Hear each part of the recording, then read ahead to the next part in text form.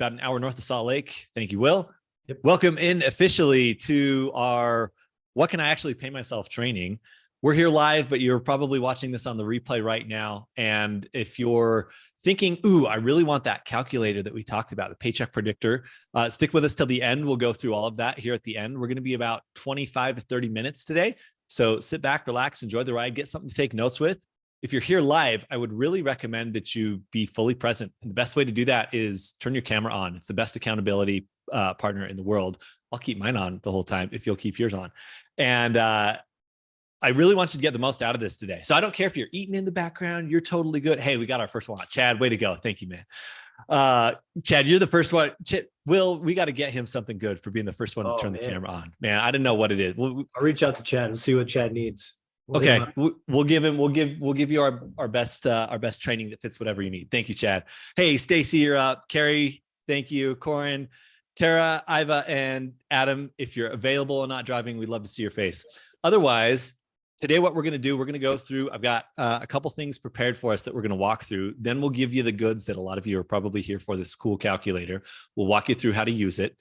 And then we'll do a little bit of hopefully 5 minutes or so of Q&A as well at the end if you've got any questions as you're going through this. But we're so excited to have you here. Thank you for spending your lunch with us.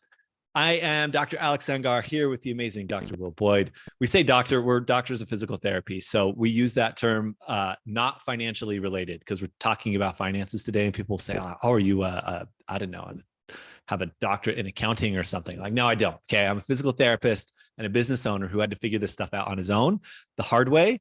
And then we started realizing that other business owners wanted to figure out finances too. So we're going to be diving into today one of the key things that we do every single month that allows us to pay ourselves consistently. And the quick backstory on this, I don't like a lot of mushy backstory, but at one point in our business, I started realizing, oh, we actually have something in what we're doing. We were running a marketing agency and consultancy. And as we shifted from this mode of like, oh, we can make this business work to, oh, I think this is a real legit business now, started finding that income consistency did not exist as a business owner. I don't know if any of y'all have felt like that. I don't know if all of you have these perfect monthly recurring revenue businesses where your revenue looks like this. Ours was certainly not like that early on. And what we realized is we were riding the roller coaster of revenue, but that doesn't work for our family because for some reason they don't say, oh yeah, you don't have to pay your mortgage this month if you had a bad month in the business, or yeah, just fine. Don't pay your water bill because you didn't make enough sales. That's not how it works. And so our personal life requires consistency of us. And we realized our business life had to match that need then. So really for us, the impetus for a lot of this was at the time, my wife, who was working as a nurse, was supporting the family primarily, and the business was sort of a side thing. And I started realizing if I really want my wife to take the business seriously and be able to actually take it seriously myself, I needed the business to be consistently paying us what we needed. And I remember calculating the exact number that I needed to take home every month in order for my wife to be able to stop working. That was the whole goal. And I remember that number seemed astronomical at the time. And I thought, how can I have consistency around that? We've peaked up. We've had months where it's like, oh yeah, I could this month, but how can we make that consistent? And once we started hitting those numbers consistently, I realized I have to have a system in place to make sure that I can have the take-home pay that we're looking for. And so a few years ago, as we really got serious about our business and started paying ourselves every single month, it opened up the floodgates of opportunity for our family to be able to say, okay, let's take now my wife who was, working really hard. We had two kids at the time. Let's bring her back from working full time. Now she stays home and we homeschool our kids. And then we started looking at, well, what if we want to buy a house as an entrepreneur? What does that look like? And I was so glad that we had the principles that we're going to talk about today under my belt. Because let me tell you, when you go to the bank as an entrepreneur and say, give me a big fat loan, they will say, show me your paychecks. I want to see that you have profit and that you pay yourself consistently. And so the things that we're looking at today have unlocked so much for our family personally that I really encourage you to take this stuff seriously. And if you are at a spot where you haven't paid yourself yet in the business consistently, we'll look at how we start shifting towards that. And if you're at a spot where you maybe feel like, I've got the money for this, but I don't have a system in place, and you'll definitely want to pay attention to the simple practices that we're going to talk through today for how to create consistency in the business. So that being said, if you'll just if you're on here very recently, pop your camera on so we can see your face. We kind of made a commitment at the beginning that we would. And then I want you to ask yourself kind of an important question as we're diving in here today. Okay. So the whole theory of today is, how do I make sure that I can pay myself consistently, and what can I actually pay myself? Right. In fact, let's do it like this. Let's share the screen rather than sharing the iPad like that. I think this comes through a little simpler. Sweet. Will, thumbs up. Can you see my screen? Yep, got it. Beautiful. Looks clear. All right. So here's the big question. How much can I actually pay myself? And the question of the day for you is, what is the next thing I can do to actually improve my business finances? I want you to think about this and not just listen in the background. Part of the reason why we do this live on Zoom is to force you to actually be thoughtful about what you're doing here and not just be a passive background observer like you're watching a YouTube video. This is not just for your education today. This is to actually go do something about it to improve your business. So please don't take this passively. I want you to start with this question. Based on what I learned today, what do I feel like the next thing is I need to improve in my business finances? Okay. So let's get into it. As you're looking at your finances on a monthly basis, we do this with clients every single month. We ultimately want to ask ourselves 3 questions every single month as we're sitting down. Now, you might have a profit and loss statement and a balance sheet if you've got a good bookkeeper. If you don't have a good bookkeeper, I highly recommend looking into getting one. They cost like $200 a month, maybe a little bit more depending on where you're at. We've got some great bookkeeper recommendations if you need them. But then you're sitting down with these numbers and you're looking at things and you're like, okay, there's a lot of numbers out there. What do I do with them? The very first question we have to ask ourselves each month is what? What came into the business? What went out of the business? And what's left over in the business? We'll look at this in detail here in a minute, okay? What came in, what went out, and what's left over from a money standpoint, okay? What was my revenue? What were my expenses and cost of goods? And what's my profit? We're going to be focusing big time on this one today as we get into things. The second question we won't have time for today in detail, but it is probably the most important question you can be asking about your business on a consistent basis, which is why? What is the story of the money? How did I get here? And what is the meaning behind the money? And a lot of business owners don't ask themselves this. And so because of that, they don't catch mistakes in their bookkeeping. They don't figure out what's working and what's not in their business. And they don't get critical about asking themselves, why are they in the position they're in? This is my favorite question, and it is the most expensive one if you don't ask it. So please ask yourself, why am I here? Is it that I had a new marketing campaign that brought in a ton of clients and it worked really well? Is it that I bumped up my ad spend by double and so now I'm seeing all of the ROI from that? Is it that I had a really net negative month, but it's because I have a bunch of outstanding accounts payable that they're going to pay me next month? I see a lot of emotions around money because people aren't asking themselves, well, what's the meaning behind this month? Okay. And then the third question is where. So we have what, why, and now where. Where do I send my money now to work? Most business owners don't ask themselves this question. And so they just default to, well, the money's just going to sit in one account. And it gets really confusing then how much we actually have available to pay ourselves, what we need to save for taxes, and how much needs to stay in the business for things like reserves and future growth. So these are the big 3 every month. Write this down. Ask yourself this, okay? Every single month, what, why, and where. So now let's look at the what and where for just a minute. So I want you to imagine your business is kind of like a bucket here, okay? So we got this bucket of your bank account, and every month at the beginning of the month, we've got our income, right? So our income's coming in. We're feeling like, hey, I've got money in the bank. This is wonderful. But then we know that it starts to be kind of siphoned out, right? So the top portion of this maybe will go out to cost of goods. So if you're reading like your profit and loss statement, we have that cost of goods line that's coming out. So anything like the materials for your business, the direct labor, it's the stuff that it costs to directly produce the product or service that you give to your customers, that's coming right off the top. Second one then is all your overhead, all the other expenses, right? So all the admin stuff, all the software, all your rent. Okay. We have all of those things going out. And then after that, really simply, we have revenue minus all of our expenses gives us our profit, right? Pretty basic stuff here. I think we all know this. So now we're going to zoom in on what we do with this profit. This is not a workshop on how do you reduce your cost of goods or make sure that your expenses are maximized. We did a really great training called the 9 cash flow levers a couple of weeks ago that you can get into detail with how we shift these numbers around. But this is what do we do with the money once it's in there, okay? So focusing on this profit for a minute now, what do we do with the rest of this profit? And how much is quote unquote good? What should I expect? I get that question a lot. Well, how much profit at the end of the day should I have?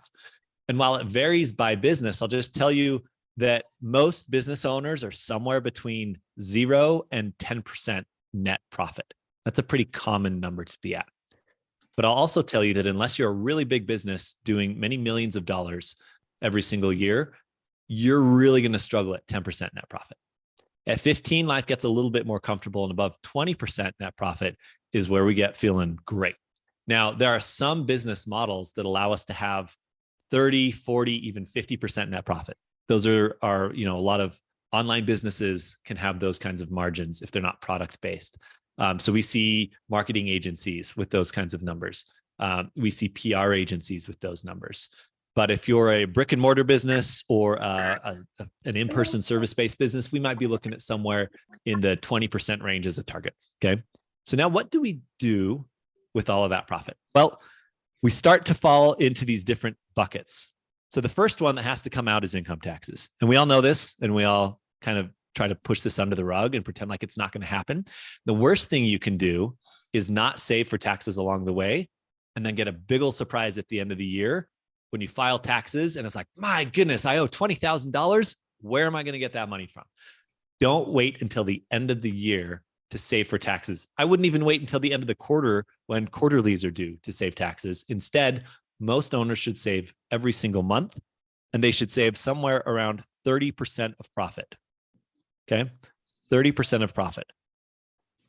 That number can vary a little bit. We might be able to get away with 20 to 25% on the really low side. If you're a high income earner above 250,000 combined family income, then you might need to save 35%. Okay, and that goes towards income taxes. So we're setting that money aside right away. If owners don't set this money aside, then what happens is they have that surprise at the end of the year. They have to go dip into their bank account. They don't really have the money for it there. And either they're going on a payment plan for the government, or then they have to go get some kind of business loan or dip into credit in order to sort of recoup the fact that they don't have that money in there. But if you save along the way, it makes this so much easier. So that's income taxes. The next one is debt principal. If you have old debt, meaning debt that you didn't, swipe on a credit card this month, then any debt that you're paying back that you already sort of got the money from, that debt does not show up as an expense on your profit and loss statement. And this bends a lot of people's brains, but imagine that you got a loan for $100,000. You don't get to claim that loan as income. And good thing, right? We don't want to have to pay tax on loans. But by the same token, since we don't get to claim it as income, when we pay it back, we don't get to claim it as an expense. And so debt payback is after tax, after profit money. And so you can have a business where you're net positive on profit, and it shows, hey, I had $50,000 of profit for the year. But if you paid back $60,000 of old debt, then cash flow wise, actual money in your bank, you're going to be down $10,000. And yet you will still owe income taxes on that $50,000 of profit because you are taxed on profit, not on cash. And so this is a really important one for owners to understand. We work through this with more advanced business owners when we're sitting down and looking at their books together, and they ask themselves where their money went. A lot of times it goes to that debt principal or those initial debt payments that they're making back. Okay. So we got debt principal. Then the next one often is owner compensation. Okay. So taking an owner distribution. If you run an S Corp or you're taxed as an S Corp, then you might be saying, well, Alex, I actually get a salary and it's up here in the expenses of the business. True. However, for most business owners, they shouldn't be taking all of their paycheck through W-2 salary. Some of it should come through here. They'll talk with their tax advisor to figure out how much. And then the rest of it can come out as an owner shareholder distribution, which is basically just transferring money from one account to another or cutting yourself a check. This is the money that we don't pay a lot of taxes on. In fact, for owner distributions, if you have an S Corp, we aren't paying self-employment tax on that money. And so it's a little bit of a gigantic tax savings. We'll have a whole tax workshop on it coming up soon, but you want a lot of your money to come through here as much as legally possible through owner distribution. And we'll look at how much is okay in just a minute. And then the last one is we need to save for business growth. We need to keep something in reserves. We need to build up some working capital. And we might want to have a rainy day fund, kind of a reserves fund. And the other piece is we might want to have a future investment covered. So whether it's For us, our biggest expense right now is paid marketing. So it might be, hey, I know I'm going to have a big old campaign coming up and I want to throw some money towards that. Maybe it's coaching. Maybe it's a new piece of equipment. Maybe it's a new building that you're buying. We want to save money for the business along the way. So we have these different buckets where this money has to flow, right? And a lot of times business owners will only focus on revenue or income as the vanity number to ask themselves, am I doing well? I don't care about revenue at all because we see businesses doing millions of dollars of revenue and still not paying themselves as owners. And that sounds like the biggest headache in the world. So instead, we focus on profit because that's the one that, okay, that one does matter. But really, I'm focusing on what is left over for me as an owner and to be able to reinvest into the business later on. And we'll look at one point, there's a golden metric that every business owner needs to track that I see almost no one tracking. And we'll have a whole separate workshop on that coming up in a couple of weeks. But this is the flow. If you've got any questions, feel free to type them in the chat right now. We'll hit them at the end here. But I want to get into the last piece of this, which is the 3 different phases of owner compensation. So within the growth of each business, we pass through these different phases. Phase 1, the worst phase, is the sinking phase. And this is where an owner has either no pay or they're just doing what they call paying when they need it. It's like, oh crap, I need money. I guess I'm going to pull some out of the business. There are a lot of business owners, I would say almost the majority of business owners, at least that we see, fall into this boat where they're not paying themselves consistently. They're just paying when they need it, and they don't really even know how much they can afford. That might be you. I will just tell you that if that's how you're dealing with finances, you're on a sinking ship.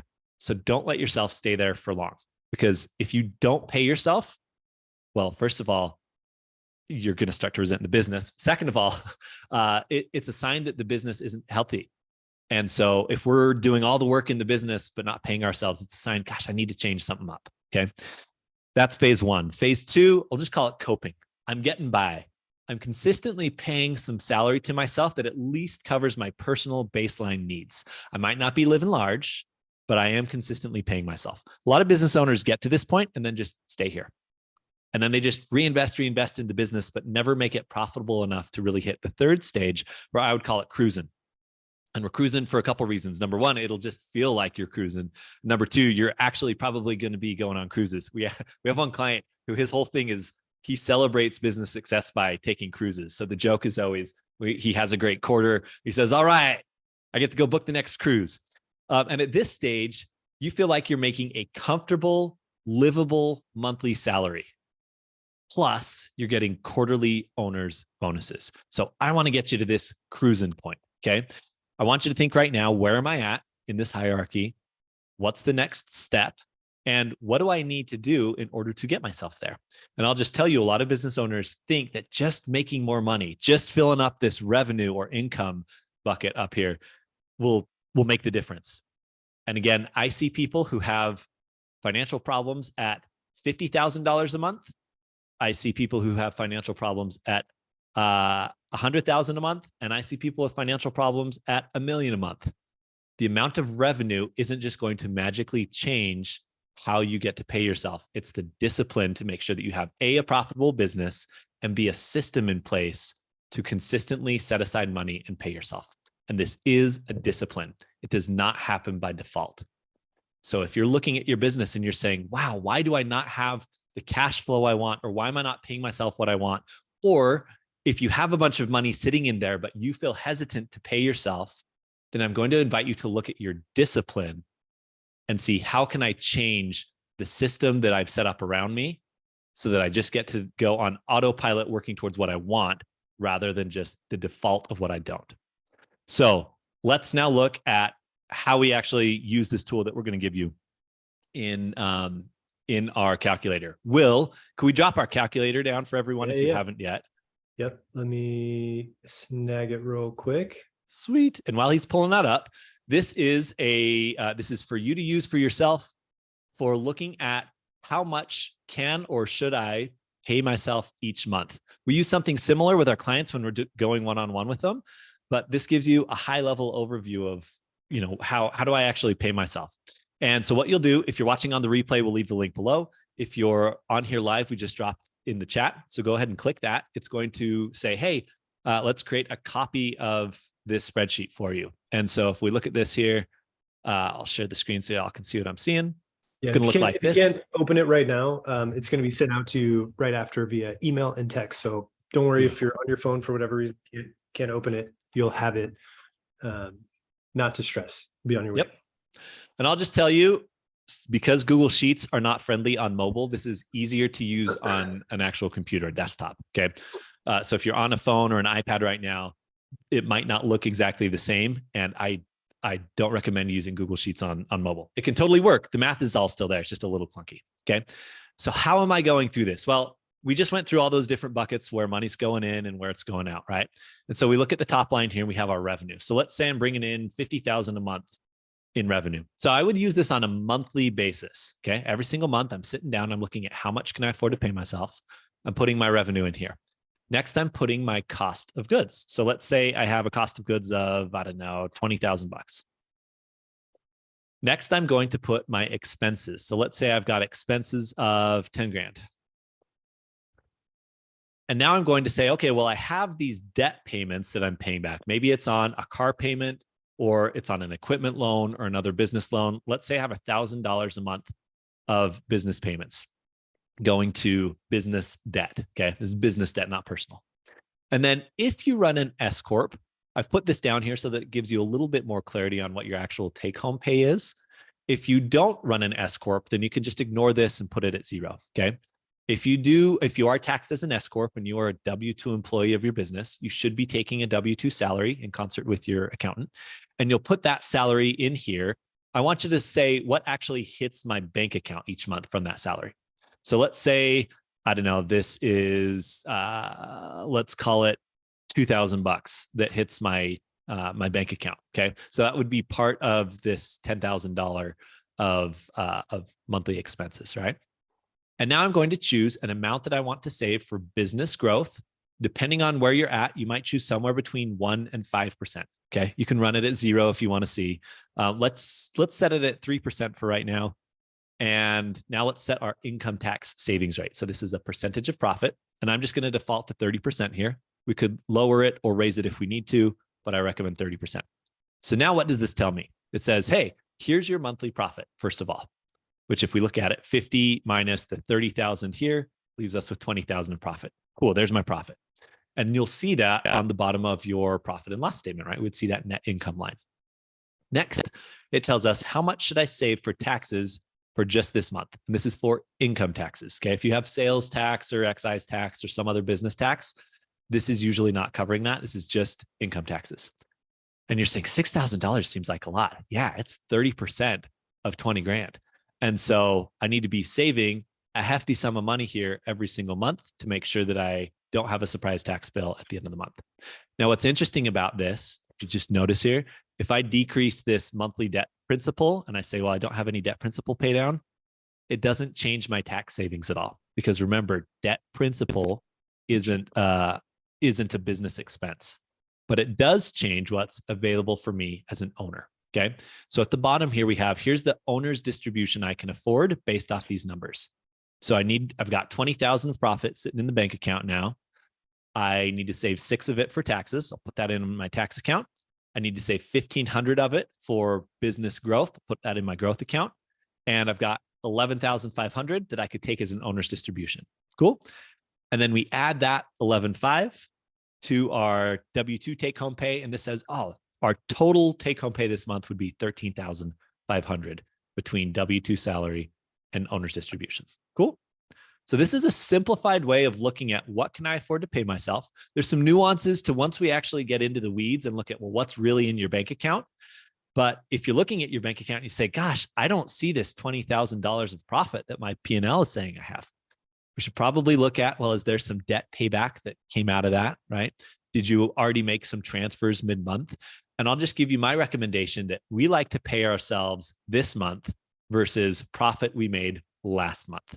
We won't get into our wealth waterfall system today, but pay yourself based off what you did last month, and then you can pay yourself with certainty every month.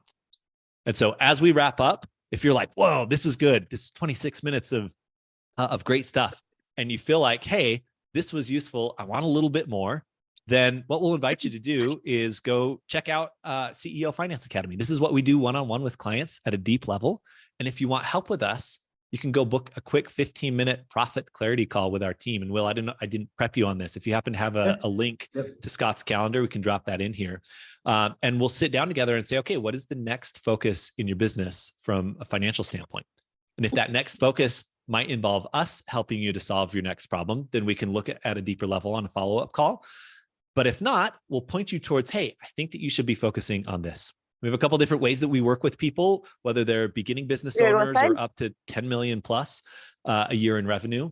We have an amazing profit coach, Sahira, who built and sold her business from 0 to 12 million a year and then sold the business. She might know just a little bit about finances. Scott, who you'd be having a conversation with first, he built and also sold his own pest control business. And Will and I are in the process of building our own. And so we're all business owners here at CEO Finance Academy who realized we had to figure out a system for how to take care of finances. And we couldn't just let the default happen and sort of throw the money out there and say, okay, whatever happens, happens. We had to get intentional about it and create a system for ourselves that now we implement with clients. So if that's something you want help with, reach out to us and grab the profit call. No obligation at all. There's not a hard sale at the end of it. It's, hey, let's see if we might be a fit. And if not, let's point you in the right direction for where the focus needs to be next. Cool. All right. I want to spend the last couple minutes here. I actually finished on time, guys. I'm excited about this. Usually I go way over because there's a lot to cover here. You can tell. I wanted to cover any questions over the next couple of minutes that you have on this. And if you're like, sweet, I'm good, grab the calculator and go. If you want to stay for Q&A, you're most welcome to.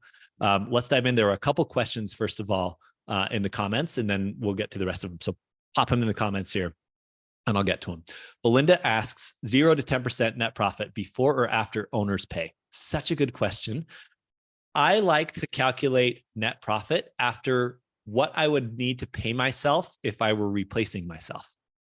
So if you're not paying yourself and it's like, yeah, I'm 10% net profit before I pay myself. Yeah, but if we were to replace you and hire someone, what might we have to pay? If nothing else, I'm going to include my W-2 salary that my accountant tells me I should pay. You know, if I'm an S Corp, I'm going to include that salary and expenses and then calculate net income. So it's paying yourself a little bit first, for sure. And at the highest level, it's looking at what would it cost to replace you? Because think about it. If someone were to come in and buy your business, they would probably be replacing you and they would need to replace whatever you do with that salary. So that's how I like to think about it. And what size of business? That seems low. Yeah, that is really low. I'll just tell you that 0 to 10%, I see that range for business owners who are even in the low six figures, you know, kind of up to 100,000 or even their first few 100,000 of revenue. I see that number all the time. I still see that number with bigger business owners. And as the business gets larger and larger, the trend is that profit margins start to shrink more and more. But I'll tell you, there's some of our biggest business owners actually have the biggest margins as well. And I am shocked. We've got a couple who are 8-figure business owners that are going to be in the 30% profit range. It can happen. The right business model, the right operator, the right focus on profit margins, it can happen. But I like to aim for 15 to 20% for being comfortable. In our business, because we run a fairly lean online business, 20% for us would look like failing. And so it does depend on the business model. Every industry is a little bit different, but it's really hard to survive in 5 to 10%. You'll feel like you're not making anything. All right. Craig says, is there a certain year marker when you should be transitioning from sinking to coping? No, there's not a year marker. And this is a great question. Everyone's path is totally different, right? Our path looks different than yours. And you can't compare yourself to anyone else. Honestly, I don't like comparison. And so I look at, well, versus what I know I am capable of, how soon do I think I have to make this happen? So for some business owners, they can go a couple years, and, you know, in the startup world, they'll go for a while without paying themselves. It's like they'll be living off either someone else's income or their own personal reserves. And so your personal situation dictates this a lot. For us personally, we were not comfortable with not paying ourselves for very long. Like by the end of the first year, we were paying ourselves. It had to happen. And so for me, I am not comfortable with business owners not paying themselves for more than like 6 months into the business. It's just, you need to force yourself into this mode of profitability. And I see a lot of business owners getting into debt before they should. And that debt covers up for lack of business acumen.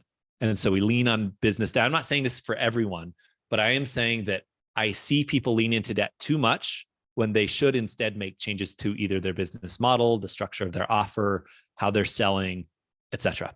And so there's not a certain year marker on that question, Craig. It's a great question. I'll just tell you, I want you paying yourself out of, getting out of that sinking as fast as possible. And it can happen quickly. If we go and we look at, okay, I've got revenue. Wonderful. If we know that we can market and sell, and those are the first two things, have I learned to market and sell? Have I learned to acquire customers? Then the next thing is, how can I make sure that I can acquire customers profitably and make sure that my operations are profitable? And we go into businesses and find where the money is leaking to say, oh, this is how we can go get to you paying yourself what you want. And so sometimes we might start low. It might be $1,000 a month. And then we might graduate up to 2 and 3 and 4 and 5. Sometimes we come into businesses and we see, oh, you can pay yourself $11,000 right now. You're just not doing it because you're afraid. But the business can support it. So we use all the numbers to do that. Let's see. Great question, Craig, by the way. And Adam says, you guys basing your system on the profit first system. There is some profit first influence in what we do. However, I find profit first to be a little inflexible for most real business owners. And I say that by the profit first mentality is, let's create smaller plates, right? Let's give ourselves a budget that says, well, I'm only going to spend this much so that I can have X profit, which I agree with in principle. I'll just tell you in practice, it's hard for a lot of business owners to bridge from where they're at to the ideal of profit first. And so we focus on owner compensation as a number one priority for the majority of business owners we work with, because that dictates whether or not they can stay in business. And so we do a lot of things based on how can we make this flexible for you, the owner, to be able to pay what you want.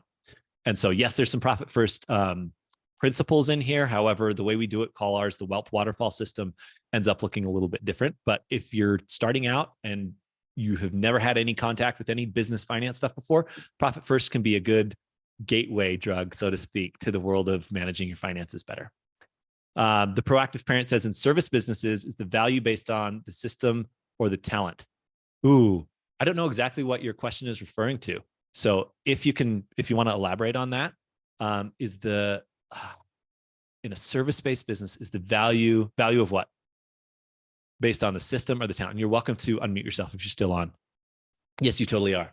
Because I'm happy to look at that. So when I say the system or the talent, in most service-based business, you create a system that your business is ran by. The talent would be me, right? Yeah. I would be talent.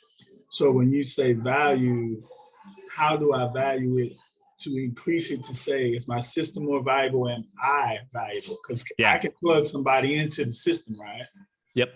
But am I more valuable than the system? And if so, I can remove myself and the system can produce for itself. Yeah. So it's a great question. I can multiply myself if the system is valuable. Yeah. So that's the ideal, where we want to get to this point where I am replaceable, right? I don't want the business to rely on me, because guess what? Someday I either want to take a vacation, I want to be able to have permission to get sick if I need to, or I want to be able to sell the business. And all of those rely on me not doing all the things in the business. So I want to be replaceable. And this becomes really hard, especially for expert-based businesses where it is based around your expertise or your skill set. I come from a physical therapy background where a lot of physical therapists take a lot of pride in their skills, their hands, and their talent, right? However, at the end of the day, I want the value in the business to be in the system. And so my challenge as a business owner is to say, if my value right now in the business is me and my time, how can I take my time and pull the system out of my brain so that I can put other talent in place to work the system? And this is something that we've done over the last year with a lot of emphasis in looking at everything was reliant on us. We did all the marketing, we did all the selling, we did all the client fulfillment. And we moved to the place over the last 8 months where I don't touch sales anymore. I don't do the actual new clients come in, they work with Sahira, not me, but I set up the system And now it frees me up to do stuff like this, where it's like, hey, now I can go produce content. Now I can go talk to people. Now I can create stuff. And the value of my time isn't just in doing the thing anymore. And so, yes, that's how we level up our value, is by creating the system. And we just need to make sure that as we're doing so, we leave enough profit in the business to pay ourselves. And so I run 5 minutes over here, y'all. But if this was useful, you're like, ooh, I want more on this. Hit us up, ceofinanceacademy.com, hop on our calendar, talk with Scott, see if we might be a fit to help you. Got a couple different ways that we might be able to do that. And at the end of the day, our mission is, I want to help business owners create consistent financial abundance for themselves, their families, and their businesses, because that's how we get the best out of everything. If your business is operating from a place of abundance and you feel like, I can pay well for top talent and to retain them, the business ends up being able to help its clients and customers so much better. If I can live in abundance personally, and I'm not feeling like I'm constantly in scarcity mode, how much better am I able to be freed up to be able to create better value in my business, to be able to enjoy life, to be able to provide consistency and abundance for my family? And so that's what we try to do here at CEO Finance Academy. If you want help with it, go hit us up. We appreciate you being here. We're going to be doing a weekly series on this. So if you're wanting to get more on this stuff, we'll be having another one next week. We'll be announcing that through our channels here over the next little bit. But thank you all for being here today. See you on the next one. Bye, y'all.